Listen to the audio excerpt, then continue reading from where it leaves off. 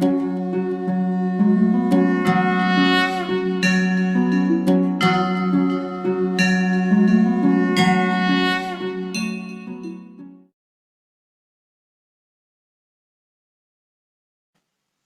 दोस्तों, केम छो बधा?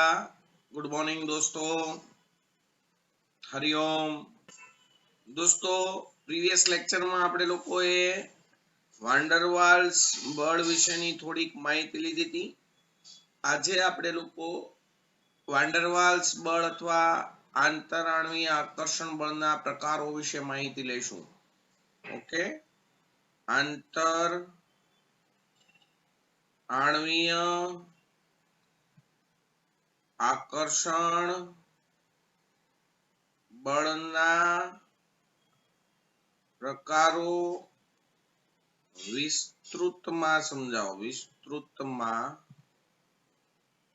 સમજાવો। આંતર આણવીય આકર્ષણ બળના પ્રકારો દોસ્તો વિસ્તૃતમાં સમજાવો।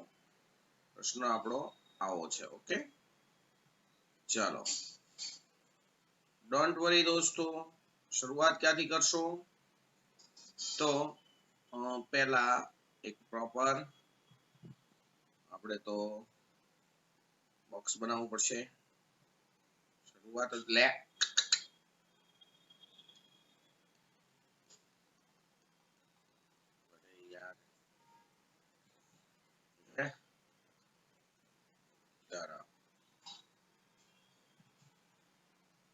શરૂઆત સારી હોય તો મજા આવે ભાઈ, બરાબર ને? ચાલો, આંતર આણવીય આકર્ષણ બળના પ્રકારો વિસ્તૃતમાં સમજાવો। દોસ્તો, આંતર આણવીય આકર્ષણ બળના મુખ્ય 3 પ્રકાર છે। આંતર આણવીય આકર્ષણ બળને વાન્ડરવાલ્સ બળ પણ કહેવાય। આંતર આણવીય આકર્ષણ બળને અથવા બળોને વાન્ડરવાલ્સ બળો પણ કહે છે। ગઈકાલે વાત કરી હતી આવી બધી, બરાબર છે? ચાલો દોસ્તો, આંતર આણવીય આકર્ષણ બળના મુખ્ય 3 પ્રકારો છે। આંતર આણવીય આકર્ષણ બળોના દોસ્તો આંતર આણવીય આકર્ષણ બળોના મુખ્ય 3 પ્રકારો છે। મુખ્ય 3 પ્રકારો છે। એક, વિક્ષેપણ બળો, એને કહેવાય અંગ્રેજીમાં ડિસ્પર્ઝન ફોર્સ। વૈજ્ઞાનિક લંડને આ બળની સમજૂતી આપી હતી એટલે એને કહેવાય લંડન બળો। Okay, next, દ્વિધ્રુવીય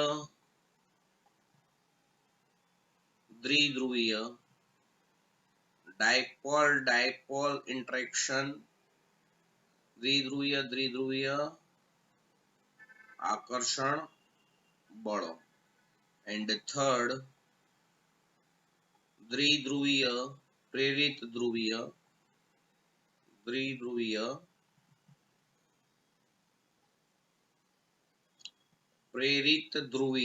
dipole induced dipole, દ્વિધ્રુવીય પ્રેરિત ધ્રુવીય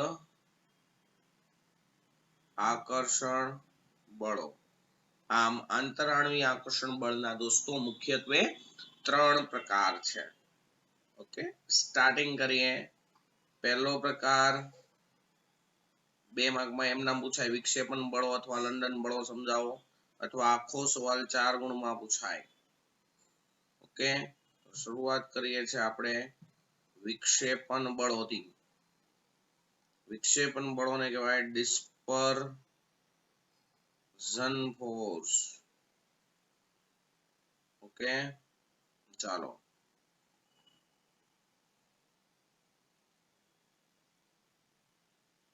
દોસ્તો, વિક્ષેપણ બળો કોને કહેવાય? તો કે પહેલી વાત તો વિક્ષેપણ બળોની સમજૂતી આપી વૈજ્ઞાનિક લંડન એટલે ફ્રિટ્ઝ લંડન, એટલે આને કહેવાય લંડન બળો। पहली बात विक्षेपण बलोनी समझूती, विक्षेपण बलोनी समझूती वैज्ञानिक ફિટ્ઝ લંડને આપી હતી, આથી તેને લંડન બળ પણ કહે છે. શું છે એકચ્યુઅલી દોસ્તો? તો કે અધ્રુવીય અણુઓમાં સામાન્ય રીતે આ પ્રકારનું આકર્ષણ બળ જોવા મળે છે. વિક્ષેપણ બળ એટલે એકદમ નબળામાં નબળું આંતરાણુવીય આકર્ષણ બળ, બરાબર છે. અણુ વચ્ચે સૌથી નિર્બળ પ્રકારનું આકર્ષણ બળ સૌથી નિર્બળ પ્રકારનું આકર્ષણ બળ એટલે વિક્ષેપણ બળ, ઓકે, અથવા લંડન બળ. આ સૌથી નિર્બળમાં નિર્બળ પ્રકારનું આકર્ષણ બળ છે. એની સમજૂતી આપી વૈજ્ઞાનિક લંડને, ઓકે. સૌથી નિર્બળમાં નિર્બળ પ્રકારનું આકર્ષણ બળ એટલે આપણે લખશું કેવું બળ? લંડન બળ, ઓકે. ચાલો, આ બળની સમજૂતી આપનાર વૈજ્ઞાનિક ફિટ્ઝ લંડન હતા, એટલે આને કીધું લંડન બળ. બીજું કઈ આમાં નવું નથી દોસ્તો. સામાન્ય રીતે વિક્ષેપણ બળ કેવા પ્રકારના અણુમાં ઉદ્ભવે? તો કે અધ્રુવીય અણુઓ હોય. કેવા અણુ? અધ્રુવીય અણુમાં લંડન બળ ઉદ્ભવે છે. કેમ યાર આમ નહીં? થઈ જાય, મજા નહીં આવે. અરે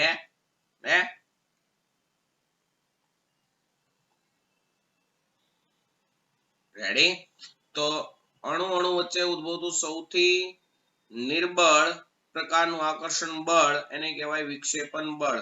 દોસ્તો સામાન્ય રીતે અધ્રુવીય અણુઓ વચ્ચે શબ્દ ઉપર ભાર મૂકું છું, અધ્રુવીય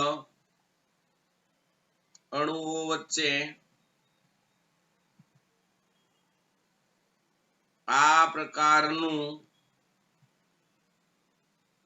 આકર્ષણ બળ ઉદ્ભવે છે. હવે અધ્રુવીય અણુઓમાં આ પ્રકારનું આકર્ષણ બળ થાય દોસ્તો, અને એ પણ કોના કારણે? કે તમને બધાને ખબર છે અધ્રુવીય અણુમાં સમગ્ર પરમાણુમાં ઇલેક્ટ્રોન એક સરખી રીતે પ્રસરણ પામેલા હોય. સમજી લો કે આ એક અધ્રુવીય અણુ અથવા પરમાણુ લીધો મેં, આ બીજો અધ્રુવીય અણુ અથવા પરમાણુ લીધો મેં. પરમાણુ લઈ લો, ધારો કે મેં આ ખાલી પરમાણુ હોય કોઈ પણ એ અધ્રુવીય જ હોય, કારણ કે એમાં સમગ્ર પરમાણુમાં ઇલેક્ટ્રોન મળી આવવાની સંભાવના કેવી હોય? સરખી. એટલે ઇલેક્ટ્રોનની ઘનતા સમગ્ર પરમાણુમાં આપણે સરખી માનીએ, ઓકે.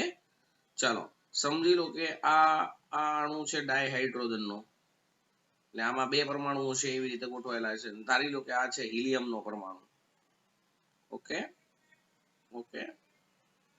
તો કહેવાનો ઇન્ટેન્શન એવો છે, હાઇડ્રોજન પોતે આખો અધ્રુવીય, હિલિયમ પોતે આખો અધ્રુવીય છે. આમાં ઇલેક્ટ્રોન મળી આવવાની સંભાવના સમગ્ર પરમાણુ એક સમાન કહેવાય, બરાબર છે. કોઈ એક છેડે ઇલેક્ટ્રોન વધુ ને એક છેડે ઇલેક્ટ્રોન ઓછા એવું હોય નહીં. તો સામાન્ય રીતે અધ્રુવીય અણુઓ કે પરમાણુઓમાં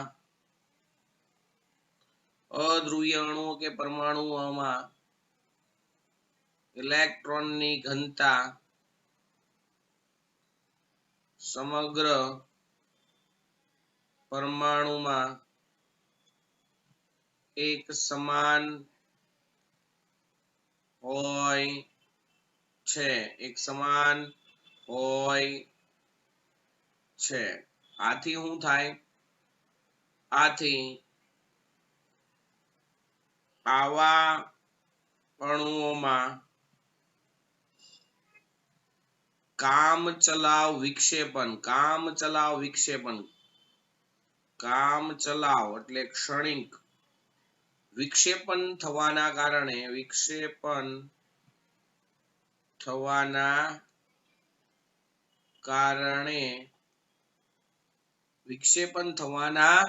કારણે તેમાં આકર્ષણ ઉદ્ભવે છે। મેં કીધું એમ શરૂઆતમાં કેવું હોય, આ અધ્રુવીય અણુ કે પરમાણુ એમાં સમગ્ર પરમાણુમાં એક સમાન ઇલેક્ટ્રોનની ઘનતા એક સમાન હોય। દોસ્તો ઇલેક્ટ્રોનની ઘનતા એક સમાન હોય તો ત્યાં કોઈ પ્લસ ચાર્જ ને માઇનસ ચાર્જ એવું હોય નહીં, પણ આવા અણુઓમાં કામચલાઉ વિક્ષેપણ થવાના કારણે આકર્ષણ થાય। હવે ઈ કામચલાઉ વિક્ષેપણ કેવું, તો કે જ્યારે આવા બે અધ્રુવીય અણુ અથવા પરમાણુ એકબીજાની નજીક આવે ત્યારે કોઈ એક પરમાણુમાં ક્ષણિક વિક્ષેપણ પેદા થાય, કામચલાઉ વિક્ષેપણ। કેમ? કે એનું કેન્દ્ર સામેવાળાના ઇલેક્ટ્રોનને ખેંચે, એટલે એક પરમાણુમાં કામચલાઉ વિક્ષેપણ પેદા થવાના કારણે ધ્રુવીયતા પ્રેરિત થાય। જો આવી રીતે સમજી લો કે આ બે અધ્રુવીય પરમાણુ છે, અધ્રુવીય પરમાણુ અલગ અલગ હતા, આ A પરમાણુ અને આ B પરમાણુ। આ તો મેં હાઇડ્રોજન અને હિલિયમ એમનો ખાલી જસ્ટ એક્ઝામ્પલ લીધા હતા। હવે આ બે પરમાણુ જ્યારે એકબીજાની નજીક આવ્યા ત્યારે એમાં કામચલાઉ વિક્ષેપણ પેદા થયું।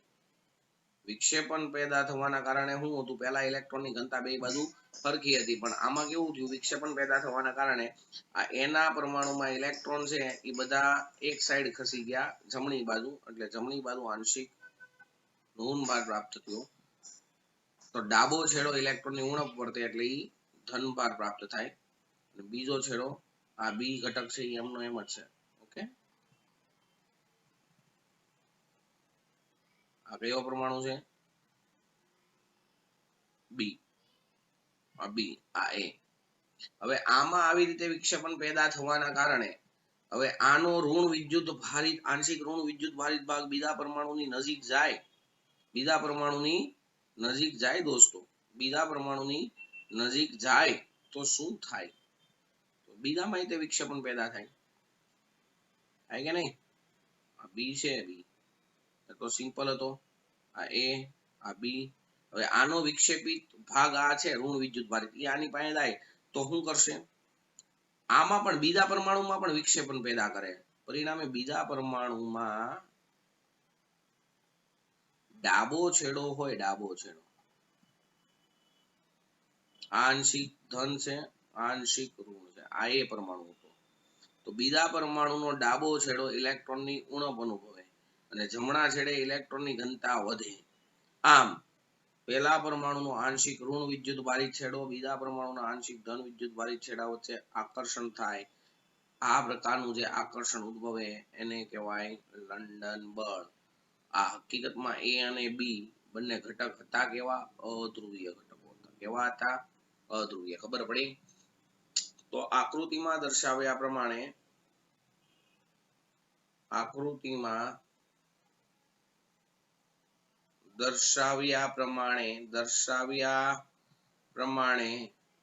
બે અધ્રુવીય અણુ લઈ શકો અથવા પરમાણુ લઈ શકો, અધ્રુવીય પરમાણુઓ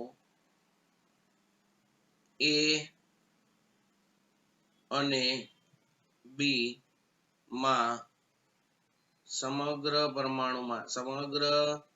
પરમાણુમાં ઇલેક્ટ્રોન વિતરણ સમાન હોય છે, પરંતુ કોઈ કારણસર પરમાણુ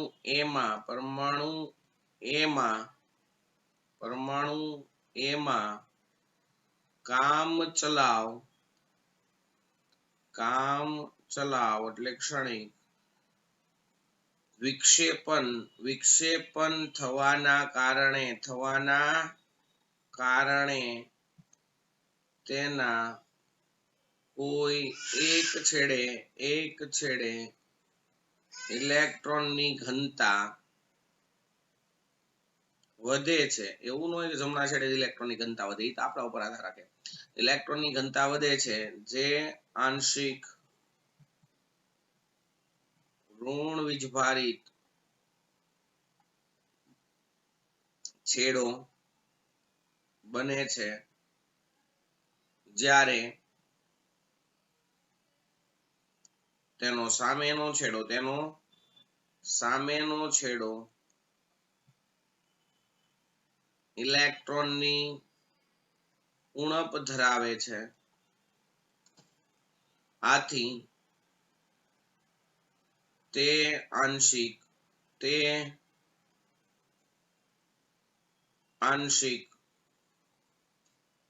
ઋણ વીજભારિત બને છે. આ અધ્રુવીય પરમાણુ હતું, પણ એમાં કામચલાઉ વિક્ષેપણના કારણે એક છેડે ઇલેક્ટ્રોનની ઘનતા વધી ગઈ, તો એ છેડો આંશિક ઋણ હોય ને સામેનો છેડો ઇલેક્ટ્રોનની ઉણપ વર્તે, એટલે એ આંશિક ધન બને છે. ઓકે, આવો વિક્ષેપણ પામેલો પરમાણુ A જ્યારે પરમાણુ B ની નજીક જાય, આવો વિક્ષેપણ પામેલો પરમાણુ કે અણુ, અત્યારે આપણે લીધો છે એ પરમાણુ B ની નજીક જાય ત્યારે પરમાણુ B માં પણ શું પેદા થાય છે? વિક્ષેપણ પેદા થાય છે.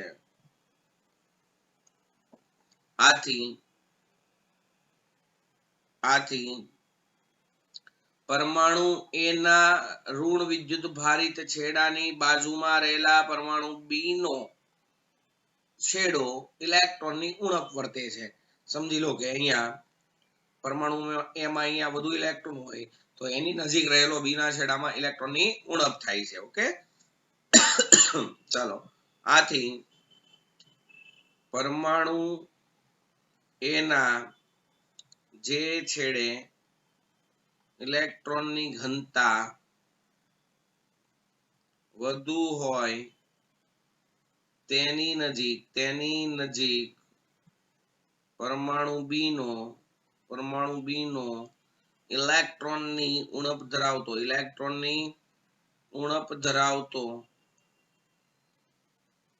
છેડો ગોઠવાય છે અને તેનાથી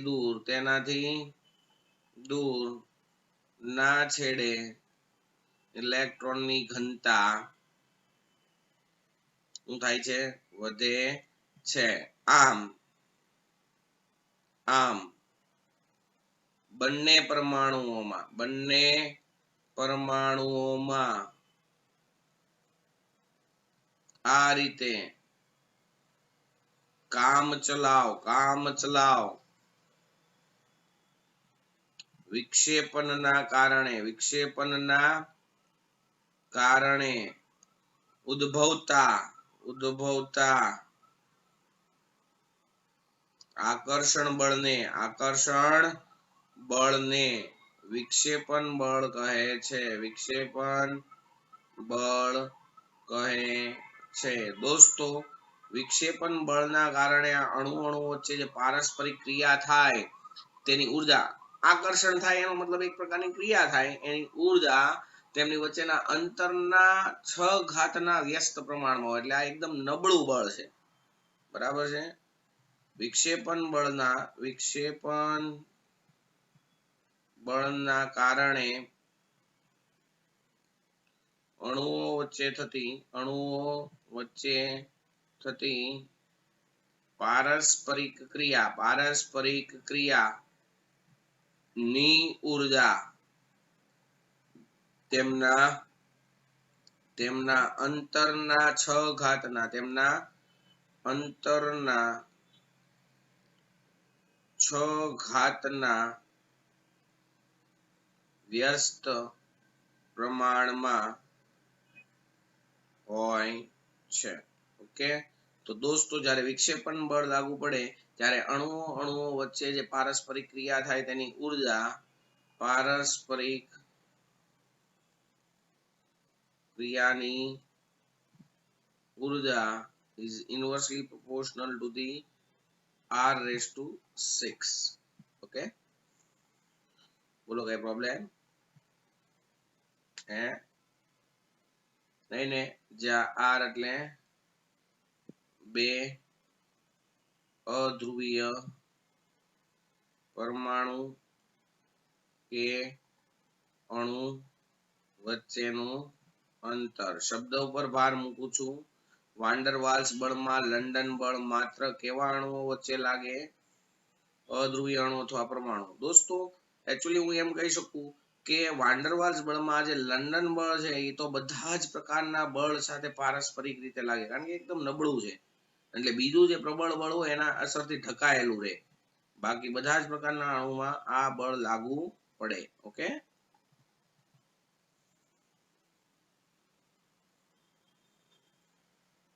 તો બોલો કોઈને કઈ પ્રોબ્લેમ? આ વાત કરી આપણે કોની? લંડન બળ અથવા વિક્ષેપણ બળ. બહુ સિમ્પલ. અધ્રુવીય પરમાણુ કે અણુ હોય એમાં ઇલેક્ટ્રોનની ઘનતા સરખી હોય. હવે કોઈ એક અણુમાં કામ ચલાવ વિક્ષેપણ એટલે ક્ષણિક વિક્ષેપણ પેદા થાય. વિક્ષેપણનો મતલબ એક જગ્યાએ ઇલેક્ટ્રોનની ઘનતા વધી જાય, એક જગ્યાએ ઘટી જાય. જ્યાં વધી જાય આંશિક ઋણ બને, ઘટી જાય આંશિક ધન બને. આ વિક્ષેપણ પામેલો અણુ બીજા અણુ પાસે જાય તો બીજા અણુમાં પણ વિક્ષેપણ પ્રેરે. આથી પહેલા અણુમાં ઇલેક્ટ્રોનની ઘનતા વધુ હોય તેની નજીકનો બીજા અણુનો છેડો ઇલેક્ટ્રોનની ઉણપ વર્તે અને આ રીતે આકર્ષણ થાય, એને કહેવાય વિક્ષેપણ બળ. અને આ રીતે આકર્ષણના કારણે થતી પારસ્પરિક ક્રિયા થાય એની ઉર્જા r ના એટલે કે તેમની વચ્ચેના અંતરના 6 ઘાતના વ્યસ્ત પ્રમાણમાં હોય છે. ઓકે, તો અહીંયા પહેલો ભાગ કર્યો આપણે પૂરો. ચલો નેક્સ્ટ દોસ્તો, બીજો પ્રકાર હતો વાન્ડર વાલ્સ બળનું દ્વિધ્રુવીય આકર્ષણ બળ. દ્વિધ્રુવીય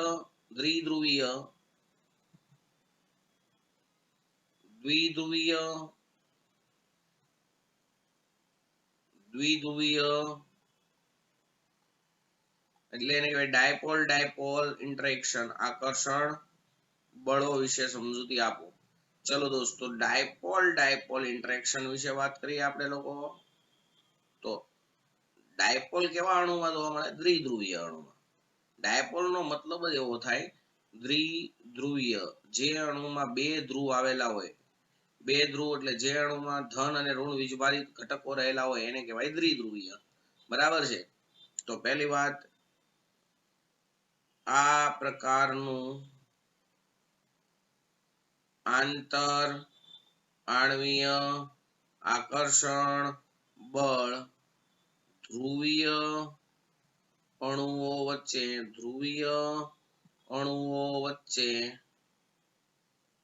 ઉદ્ભવે છે.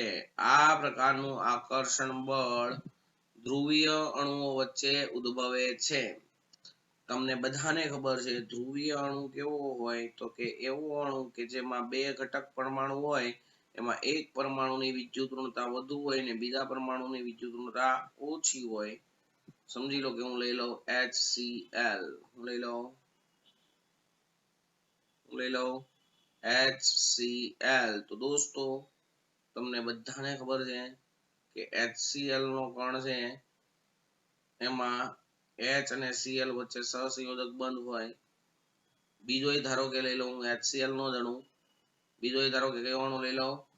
HCl નો જ અણુ લઈ લો. તો એમાં પણ H અને Cl વચ્ચે કેવો બંધ હોય? સહસંયોજક બંધ હોય. તો H અને Cl માં કોની વિદ્યુત ઋણતા વધારે છે? Cl ની. એટલે આ બંધમાંના ઇલેક્ટ્રોન યુગ્મ Cl તરફ આકર્ષાયેલા રહે.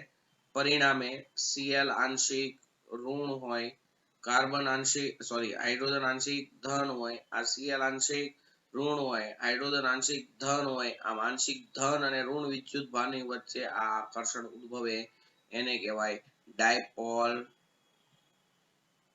Dipole attraction force. ઓકે, खबर पड़ी कम्प्लीटली। तो आ प्रकारનું આંતરાણુય આકર્ષણ બળ કેવા અણુમાં જોવા મળે? પહેલી વાત, કેવા અણુમાં જોવા મળે? ધ્રુવીય અણુમાં જોવા મળે. ઓકે, આ પ્રકારનું આકર્ષણ બળ પહેલી વાત ધ્રુવીય અણુઓમાં જોવા મળે. ધ્રુવીય અણુ એટલે કેવા અણુ? સામાન્ય રીતે ધ્રુવીય અણુઓમાં જે પરમાણુની વિદ્યુત ઋણતા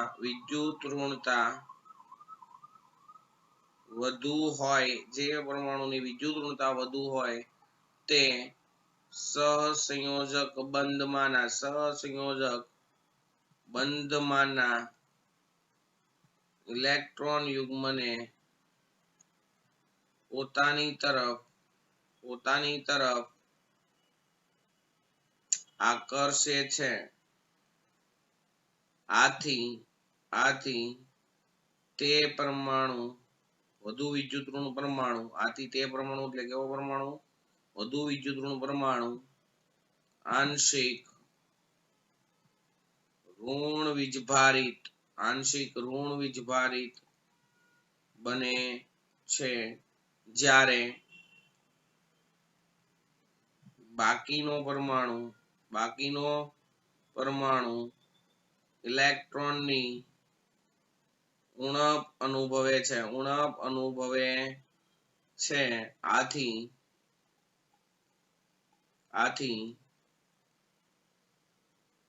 તે આંશિક ધન વીજભારિત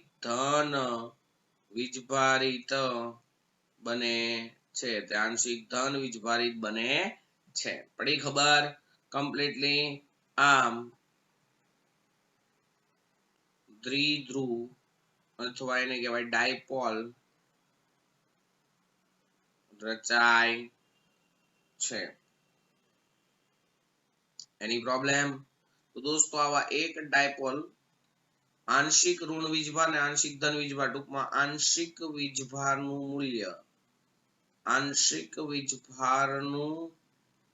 મૂલ્ય હંમેશા યાદ રાખજો, ઇલેક્ટ્રોનના વીજભાર કરતા ઓછું હોય છે. Okay, partially charged is always less than the charge of electron.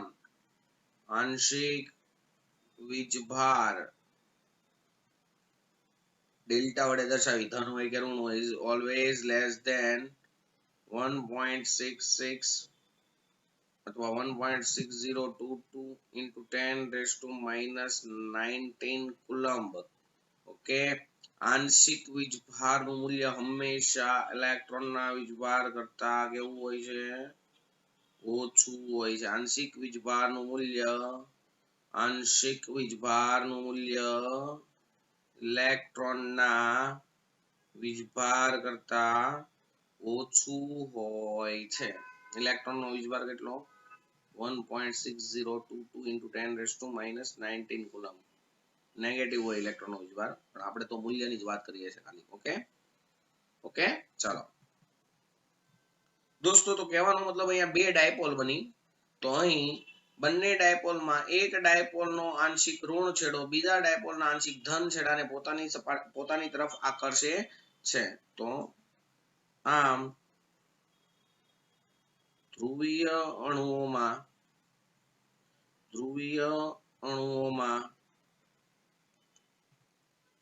એક ડાયપોલનો આંશિક ઋણ વીજભારિત છેડો બીજી ડાયપોલના આંશિક ધન વીજભારિત છેડાને આકર્ષે છે, જેને ડાયપોલ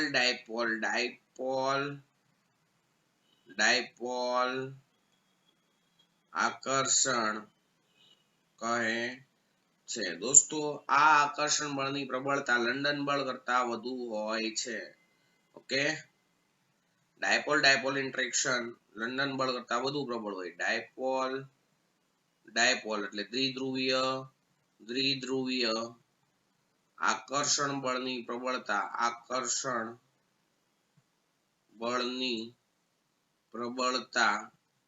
લંડન બળ કરતા વધુ હોય છે. દોસ્તો સામાન્ય રીતે આ અણુઓમાં પણ લંડન બળ જોવા મળે. આ બળ સાથે લંડન બળ પણ પારસ્પરિક રીતે ઉદ્ભવે છે, પરંતુ તેનું મૂલ્ય ખૂબ જ ઓછું હોવાથી આ દ્વિધ્રુવીય આકર્ષણ બળના મૂલ્ય દ્વારા ઢંકાયેલું રહે છે, પરંતુ તેનું મૂલ્ય ખૂબ જ ઓછું હોવાથી દ્વિધ્રુવીય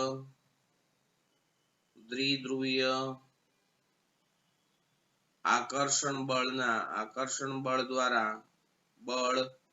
દ્વારા તે ઢંકાયેલ રહે છે. ઓકે દોસ્તો, દ્વિધ્રુવીય આંતરાણવીય આકર્ષણની પારસ્પરિક ક્રિયાની ઉર્જા તેમની વચ્ચેના અંતરના ઘનના વ્યસ્ત પ્રમાણમાં હોય છે. એટલે હું આમ લખી દઉં, ડાયરેક્ટલી લખતો નથી, આમ લખી દઉં. દ્વિધ્રુવીય આંતર આણ્વીય આકર્ષણ દરમિયાન અણુઓની પારસ્પરિક ક્રિયા એટલે આંતરાણવીય આકર્ષણ દરમિયાન પારસ્પરિક ક્રિયાની ઉર્જા એ તેમની વચ્ચેના અંતરના ઘનના વ્યસ્ત પ્રમાણમાં હોય છે. ચલો દોસ્તો, નેક્સ્ટ આવી જ રીતે ત્રીજો પ્રકાર dipole induced dipole attraction force. એમાં શું હોય તો દ્વિધ્રુવીય અને બીજો પ્રેરિત ધ્રુવીય આંતર આણ્વીય આકર્ષણ બળ ડાયપોલ ઇન્ડ્યુસ્ડ ડાયપોલ કહેવાય. Dipole induced dipole. ઓકે, તો દોસ્તો સામાન્ય રીતે આમાં એક અણુ પહેલેથી ધ્રુવીય હોય. સમજી લો કે મેં ધ્રુવીય અણુ લીધો અત્યારે HCl. ધ્રુવીય અણુમાં કેવું હોય, એક છેડો હોય ને એની ઇલેક્ટ્રોન આકર્ષવાની ક્ષમતા વધારે હોય, એટલે ઇલેક્ટ્રોનની ઘનતા ત્યાં વધી જાય, એટલે ઈ છેડો આંશિક ઋણ બને, બીજો છેડો આંશિક ધન બને. આવો ધ્રુવીય અણુ જ્યારે અધ્રુવીય અણુની નજીક જાય ને, આ ધ્રુવીય અણુ છે, આ કેવો છે? અધ્રુવીય અણુમાં દોસ્તો ઇલેક્ટ્રોનની ઘનતા બધે એક સરખી રીતે હોય. બરાબર છે, આપણે ભણ્યા હમણાં. ચલો સમજી લો કે આ અણુ છે ને, એ સમજી લો કે હિલિયમનો છે. હિલિયમનો અણુ કેવો છે? અધ્રુવીય. તો જ્યારે આવી રીતે દ્વિધ્રુવીય અણુ અધ્રુવીય અણુની નજીક જાય ત્યારે તમને બધાને ખબર છે કે અત્યારે આ છેડો જે છે, આ છેડો આંશિક કેવો છે? ઋણ છે. તો એ શું કરશે? ઓલો જે અધ્રુવીય અણુ હતો એમાં વિક્ષેપણ પેદા કરશે. વિક્ષેપણ પેદા થશે એટલે એમાંય તે એક જગ્યાએ ઇલેક્ટ્રોનની ઘનતા વધશે, એક જગ્યાએ ઘટશે. પણ કહેવાનો ઇન્ટેન્શન એવો છે કે ત્યાં શું થશે તો કે આ પહેલા અણુનો આંશિક ઋણ વિદ્યુત ભારિત છેડો હોય એની નજીક જે બીજા અણુ चलो दोस्तों, सॉरी फॉर डिस्टर्बન્સ। નેક્સ્ટ આપણે ભણતા હતા દ્વિધ્રુવીય પ્રેરિત ધ્રુવીય આકર્ષણ બળ। દોસ્તો, આ પ્રકારના બળમાં એક અણુ ધ્રુવીય હોય છે અને બીજો અણુ અધ્રુવીય હોય છે। તો ધ્રુવીય અણુમાં તમને ખબર છે કે વધુ વિદ્યુત ઋણ પરમાણુ હોય એ ઇલેક્ટ્રોન ખેંચે એટલે એ છેડો આંશિક ઋણ બને, સામેનો ધન। હવે આવો ધ્રુવીય અણુ જ્યારે અધ્રુવીય અણુની નજીક જાય ત્યારે અધ્રુવીય અણુમાં વિક્ષેપણ પેદા કરે અને એમાં પણ ધ્રુવીયતા પ્રેરિત થાય, જેના કારણે ધ્રુવીય અણુનો આંશિક ઋણ છેડો હોય તેની નજીક બીજા અણુનો છેડો ઇલેક્ટ્રોનની ઉણપ ધરાવે એટલે એ આંશિક ધન બને। એટલે આ ઋણ છેડો અને આંશિક ધન છેડા વચ્ચે શું થાય? આકર્ષણ, એને કહેવાય। અત્યારે આ દ્વિધ્રુવીય હતો અને આમાં પ્રેરિત થયું એટલે આને કહેવાય દ્વિધ્રુવીય પ્રેરિત ધ્રુવીય આકર્ષણ બળ। ઓકે, તો પહેલી વાત, સામાન્ય રીતે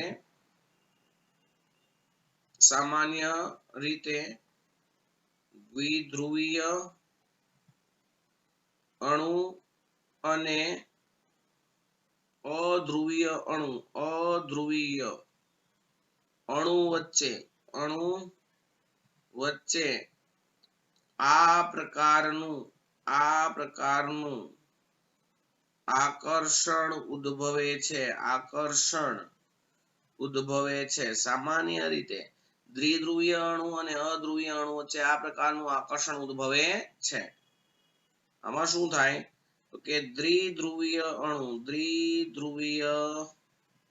અણુમાં એ તો તમને ખબર જ છે, જે પરમાણુ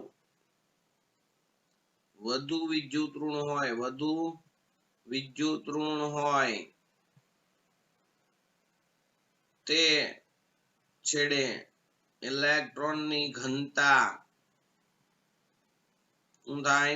વધે છે। આથી તે છેડો આંશિક ઋણ વીજભારિત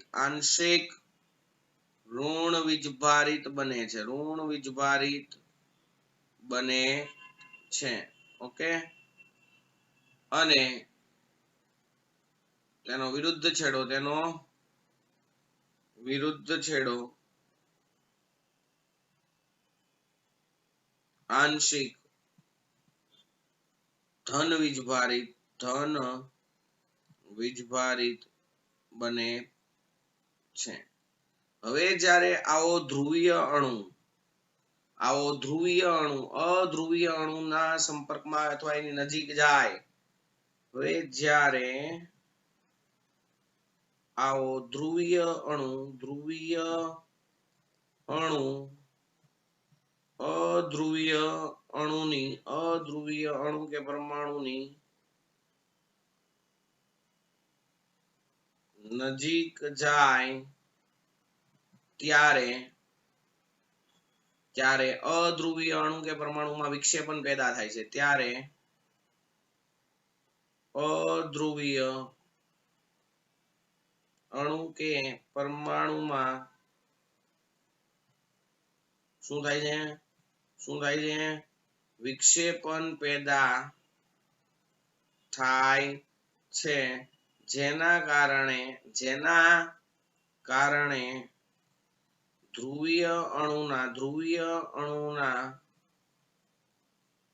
ઋણ છેડાની નજીકના અધ્રુવીય અણુનો છેડો ઇલેક્ટ્રોનની ઉણપ અનુભવે છે। પરિણામે તે આંશિક ધન વીજભાર પ્રાપ્ત કરે છે। આમ અધ્રુવીય અણુમાં ધ્રુવીયતા પ્રેરિત થાય છે। અધ્રુવીય અણુમાં ધ્રુવીયતા પ્રેરિત થાય છે। બરાબર છે? આમ અધ્રુવીય અણુમાં ધ્રુવીયતા પ્રેરિત થાય છે અને વિરુદ્ધ વીજભાર વચ્ચે આંશિક આકર્ષણ થાય છે. આ પ્રકારના આકર્ષણને કહેવાય દ્વિધ્રુવીય પ્રેરિત ધ્રુવીય આકર્ષણ. આ પ્રકારના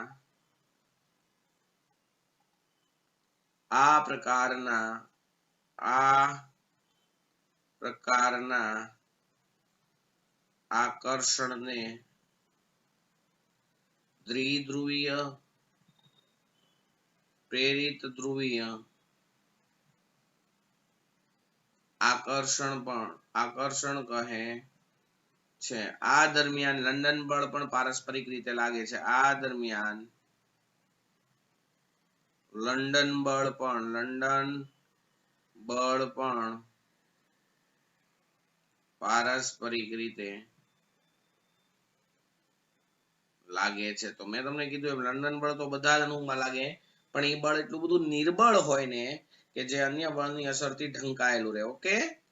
ઓકે દોસ્તો, દ્વિધ્રુવીય પ્રેરિત ધ્રુવીય આંતરાણુવીય આકર્ષણમાં અણુઓ વચ્ચેની પારસ્પરિક ક્રિયાની ઉર્જા પણ લંડન બળની જેમ ઇન્વર્સલી પ્રોપોર્શનલ ટુ ધી 1/r⁶ ઘાતાંક થાય. Okay 1/r⁶. એની પ્રોબ્લેમ? તો દોસ્તો, આ ત્રણ બળ પૈકી સૌથી વધુ પ્રબળ બળ હું કહીશ દ્વિધ્રુવીય આકર્ષણ બળ, એના પછી લઈશ દ્વિધ્રુવીય પ્રેરિત ધ્રુવીય, અને સૌથી નબળું બળ એટલે થાય લંડન બળ. ઓકે, તો આશા રાખું છું કે તમને લોકોને કમ્પ્લીટ ખબર પડી હશે. આજે આ લેક્ચરને આપણે સમાપ્તિ આપીએ છીએ. હરિઓમ.